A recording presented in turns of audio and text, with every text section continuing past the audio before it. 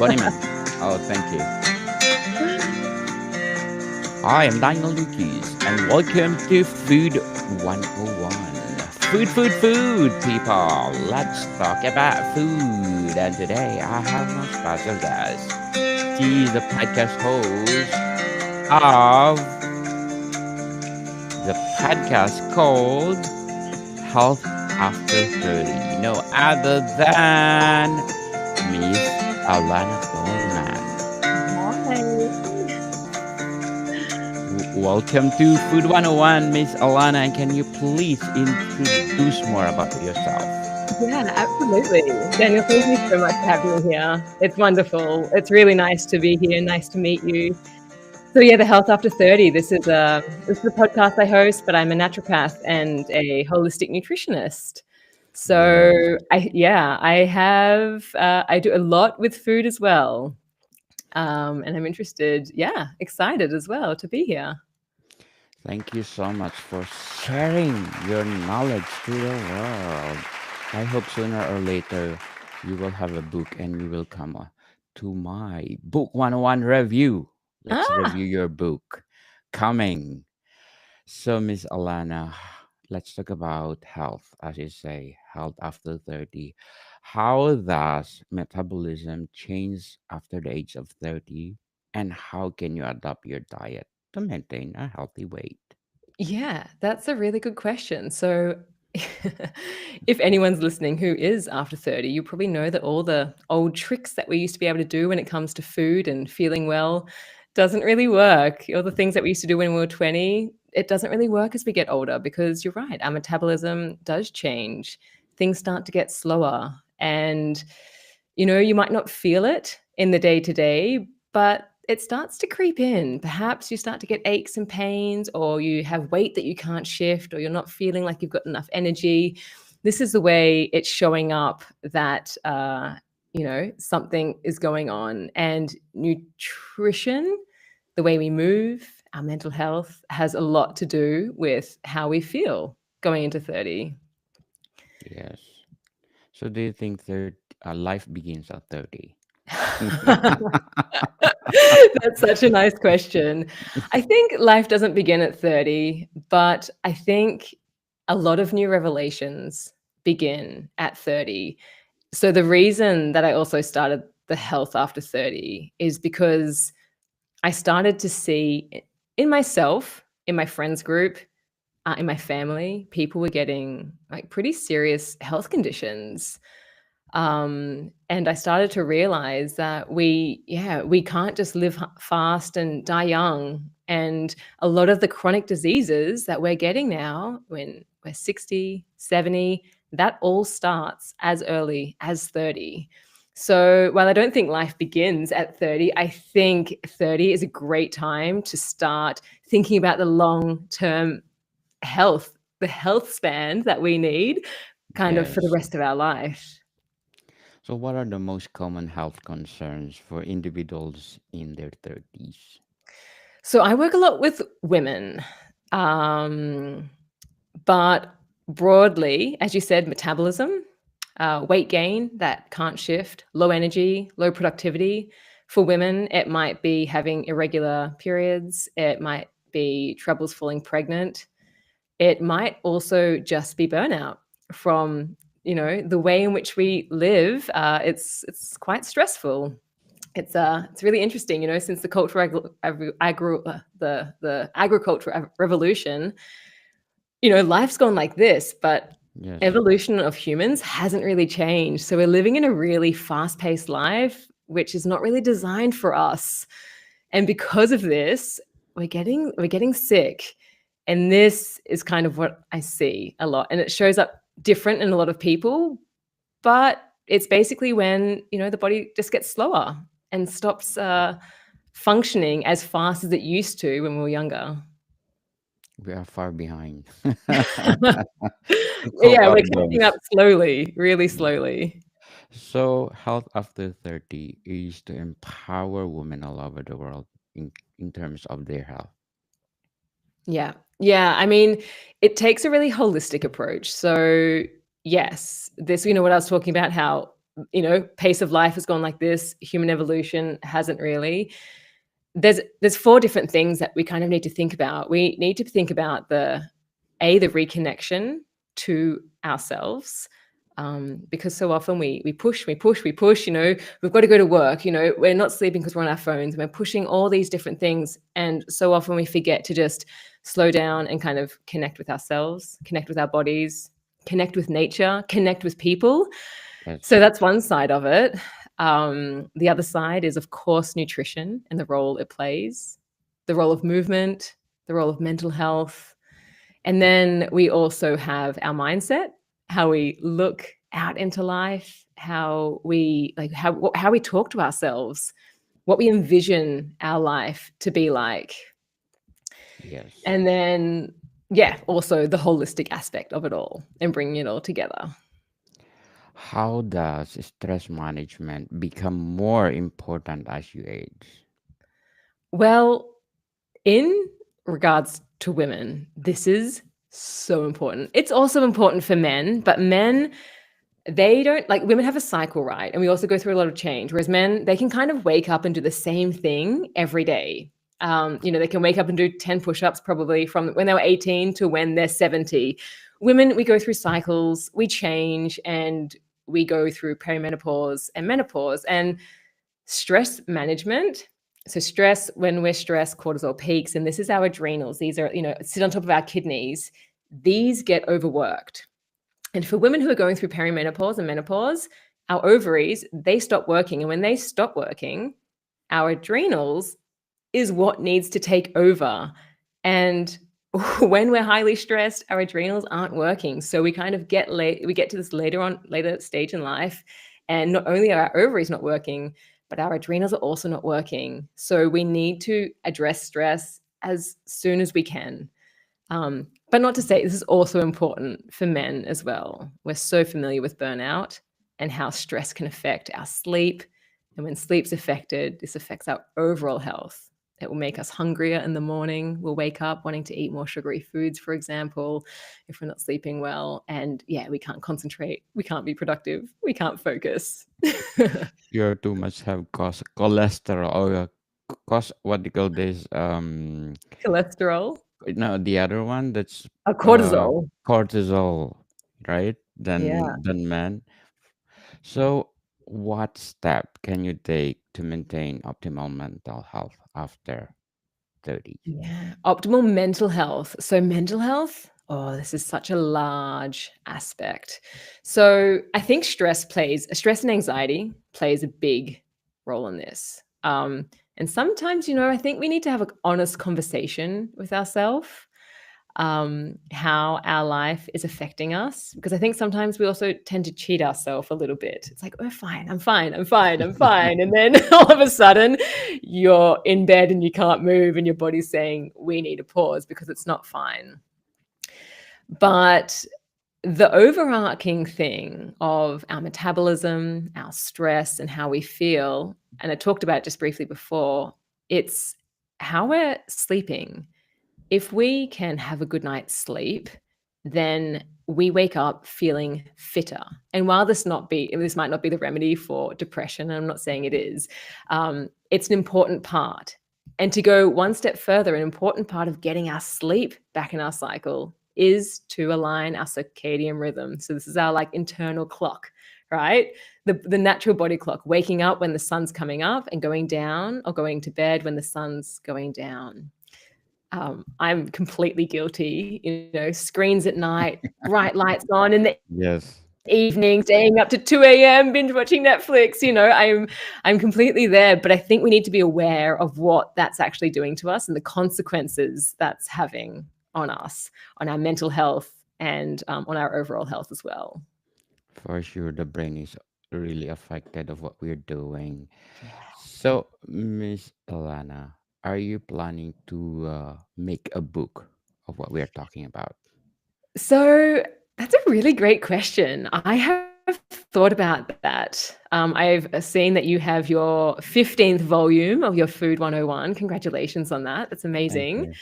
you. I would like to make a book. I have different programs which, and I see clients one-on-one, And I walk them through this, like the stage of like transforming their set points. So just to kind of quickly break this down, a set point is the way in which we do things. So for example, how much we're moving, how much connection we have, how much we're caring about our internal health, how we're eating. We have set points in the way in which we do that.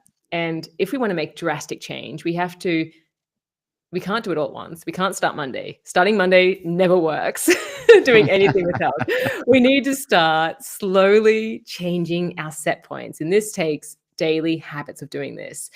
And I walk women through this, and I have programs that walk women through this, but I would love to put it into a book as well.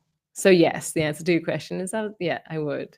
Looking forward for that, and I'm inviting you to come and let's talk about on Book 101 review. We do review lots of books, Nice. different genre. So yes, looking forward for that. So what types of exercise are most beneficial for individuals in their 30s? Oh, that's a very broad question. So exercises, like I think when you say exercise, you might mean sport, but I think we can do external exercises. We can Yes, do internal exercises, mental exercises, and we can do daily practices. Because, you can be doing sport and you can be kind of eating well, but it's not enough sometimes. Sometimes you really need this holistic approach. So how I like to break it down is, our health comes down to three big bubbles. We've got movement, we've got nutrition, and we've got this mental aspect. So in each of these bubbles, we need to be doing exercises. So let's talk after 30 for men and women, especially women, but men also benefit from this. We need to make sure we are building muscle. And usually we think about this like, bodybuilders or something, but we all need muscle. And this is by doing push-ups, this is by doing squats or weights, as little as half an hour a day. If we're doing this, we're creating more muscle. And when we have muscle in our body, this is using, like, when we're at rest, having muscle in our body will continue to like use energy in our body. It speeds up that metabolism that we were talking about before. So often we think, we need to go for a run. And of course, that's good. Doing cardio is really good. But we also need to make sure that we have muscle. Muscle is not only healthy for our bones, but it is going to really help with our metabolism as well. So, yeah, as far as the body goes or movement goes, I think creating muscle. we need muscles, people. People, we need muscles. Yes, create, we have create one. muscles. We just need to make sure that they're being used. Definitely exercise. So, how important is flexibility and mobility as Yeah, you age? yeah. Have you ever heard that saying? If you don't use it, you lose it. It's like Oh, with the wow. language. Really? I mean, yeah, it's also with the language. If you don't speak it for a while, you tend to forget words. I live in True. Germany and, Yes. English is obviously my first language, but even after living in Germany for 10 years, there's certain words which I'm like, "Oh, what's the word for that?" And I Yes. forget. And it's the same with our body. So if you don't, you feel it as well.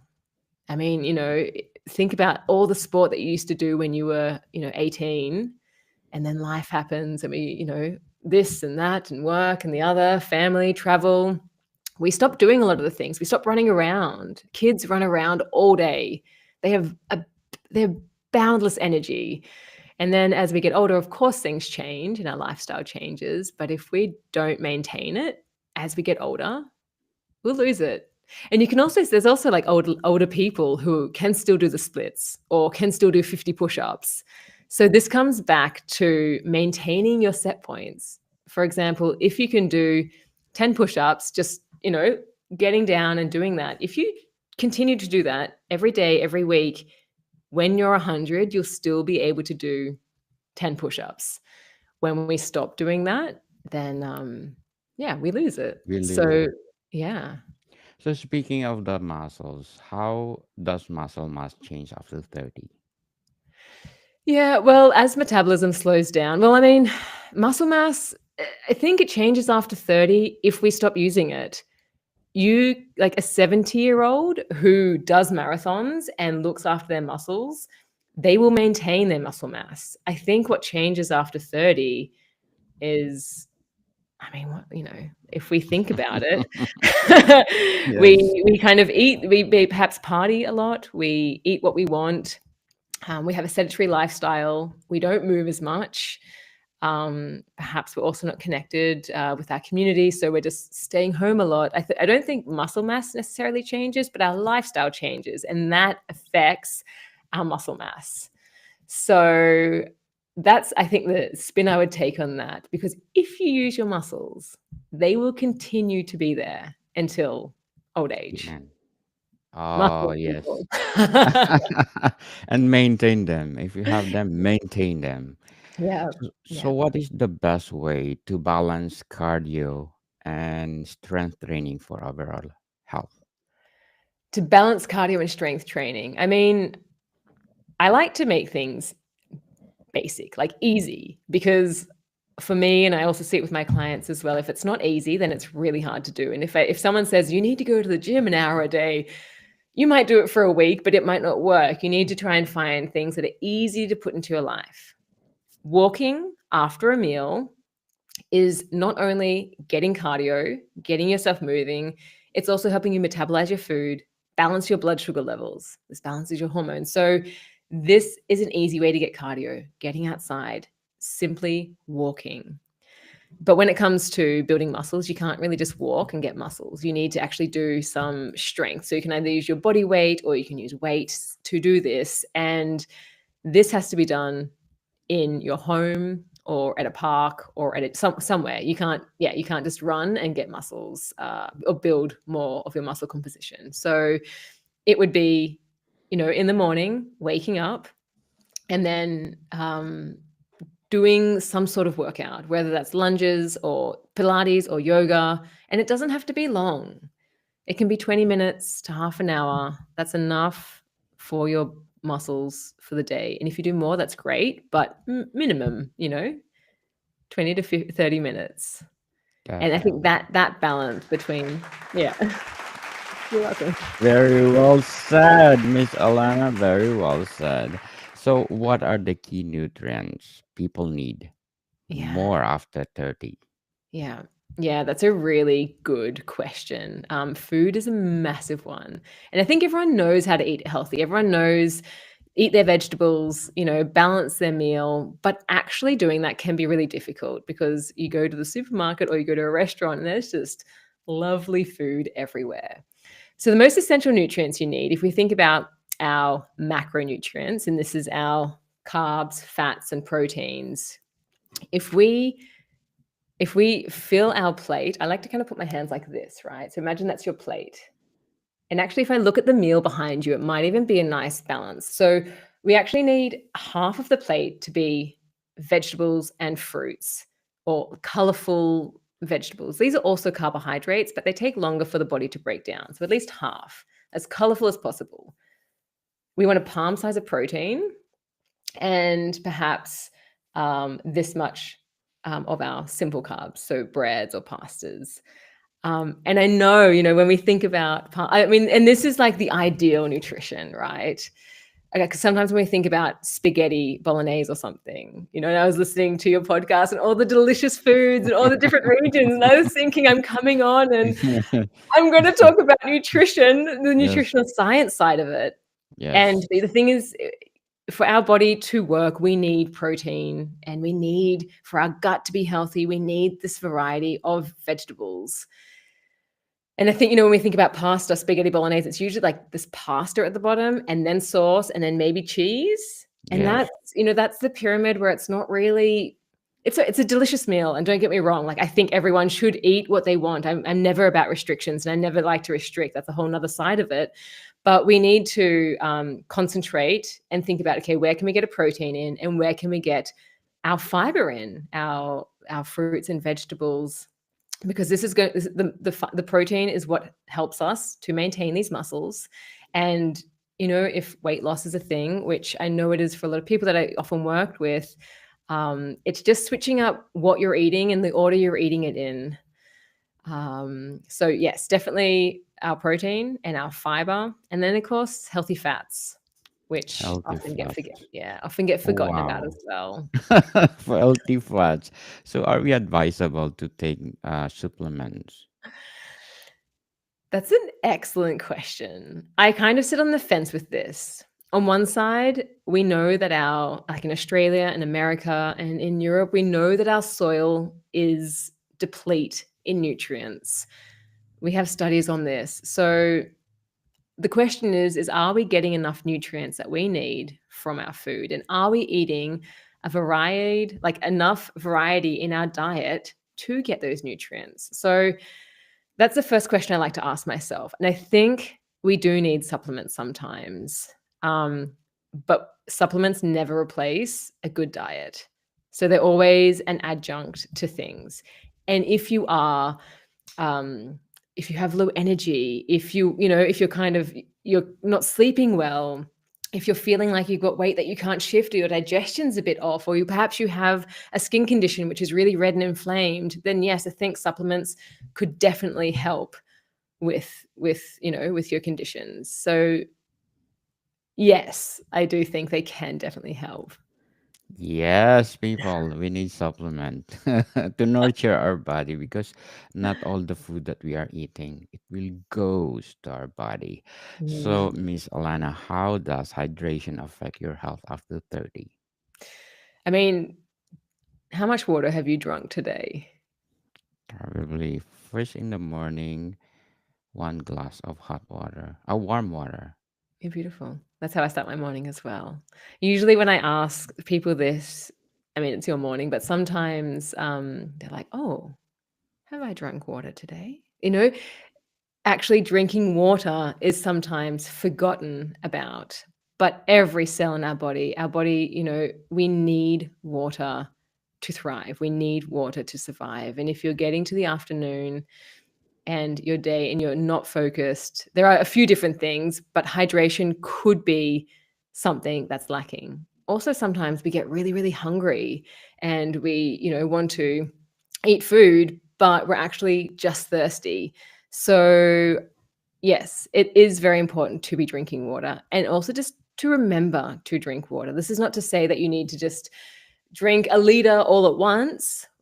Slowly throughout the day, we need water. And if we're exercising, if we're sweating, then we're going to be needing more. Yes, we need to replace the Mhm. fluid. We need to replenish, yeah. Replenish. What role does meal timing play in maintaining energy levels throughout the day? Beautiful question.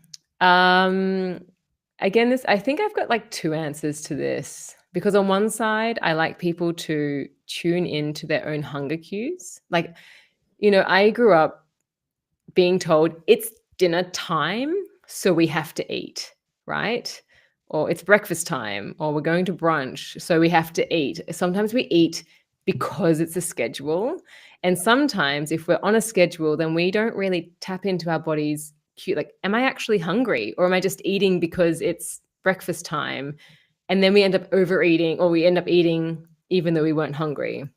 So I would always ask, firstly, tap into your body.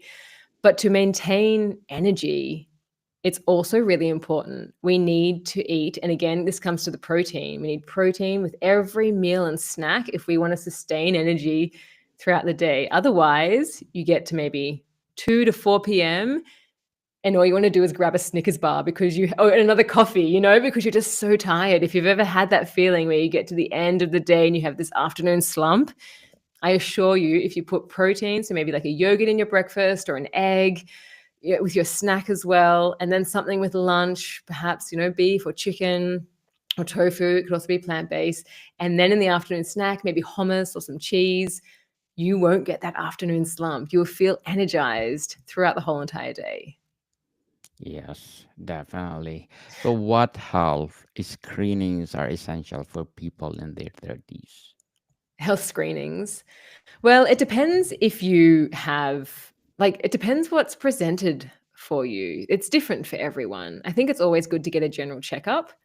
And sometimes all your blood panels can be completely fine, but you might not feel fine. I think, and what I really encourage people to do is to listen to their bodies.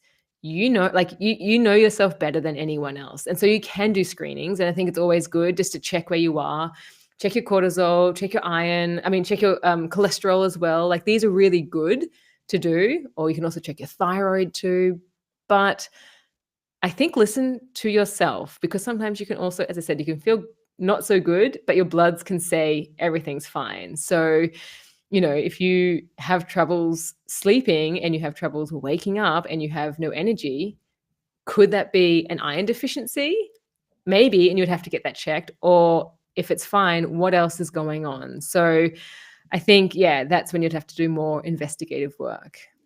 Yes, people, we advise that every year you go to the doctor and have a general checkup for your safe to maintain our body because you said health is wealth. So, Absolutely. Miss Alana, how does sleep quality impact overall health? It's massive, Danielle. It is massive. Have you ever had a bad night's sleep Oh or yes, every two? time. Or a week Every of bad night? time. Or Yes. it's so difficult. If your sleep is disturbed, if you can't get to sleep, if you have troubles, if you wake up, in the night and have this disturbed sleep, you feel it the next day. And Yes. if it's 2 nights, if it's a week, if it's a month, then by the end of that month, like you're not functioning well. Sleep is one of the most important aspects of our health. We need to be focusing on it. And if we're not sleeping well, then we need to be figuring out, why aren't we sleeping well? Are we waking up because of anxiety? Do we need to solve some things in the day that are not, that so they don't pop up at night when we're supposed to be sleeping? Do we need to be hopping, turning down the lights down low and hopping off our phones and having a bit of a evening ritual to kind of bring us into sleep?